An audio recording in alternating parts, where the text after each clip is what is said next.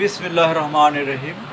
রাব্বি জিদনি ইলমা। আমার আলোচনার বিষয় হলো এক মুসলিম আরেক মুসলিমের ভাই। তাহলে এক মুসলিম আরেক মুসলিমের ভাই, এক মুসলিমের বিপদে আরেক মুসলিম আগে আসবে, এটাই তো বিধান।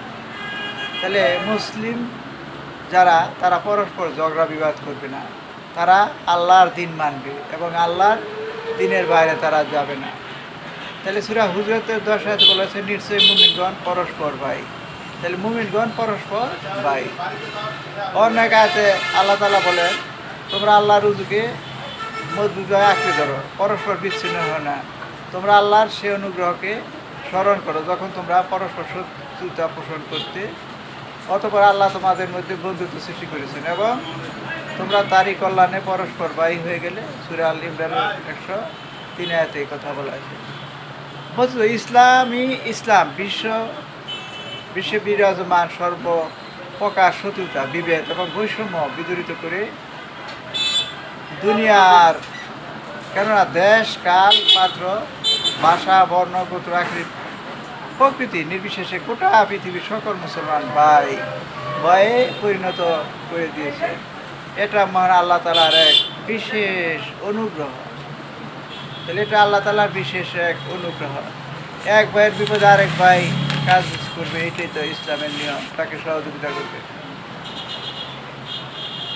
আল্লাহ ছাড়া কোনো ইলাহ নেই, হযরত মুহাম্মদ সাল্লাল্লাহু আলাইহি ওয়াসাল্লাম আল্লাহর রাসূল, এই কথার প্রতি বিশ্বাস সারা বিশ্বে ছড়িয়ে ছিটিয়ে থাকা মানুষদেরকে ভ্রাতৃত্ব বন্ধনে আবদ্ধ করেছে।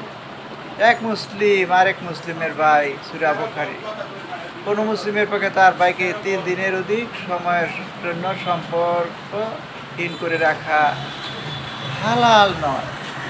মুসলিম সবাই মিলে যেন একটা দেহ। তাহলে মুসলিম সবাই মিলে যেন একটি দেহ।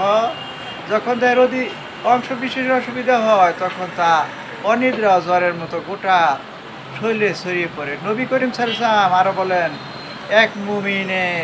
এক মুমিন অপর মুমিনের জন্য একটি প্রাচীরের নেয়। তাহলে এক মুমিন আরেক মুমিনের জন্য একটি প্রাচীরের নেয়, যার একাংশ অপরাংশকে শক্তি যোগায়। সুতরাং এ ভ্রাতৃত্ব বন্ধনে বিশ্ব মুসলিমের ঐক্যসূত্র। ইসলামী ভ্রাতৃত্ব এমনই এক বন্ধন যার মাধ্যমে মানুষের পারস্পরিক হিংসা, বিদ্বেষ, হানাহানি ও দীর্ঘদিনের পুঞ্জীভূত শত্রুতা বিদূত হয়ে সহোদর তুল্য ভ্রাতৃ সম্বন্ধ গড়ে ওঠার পর সুগম হয়।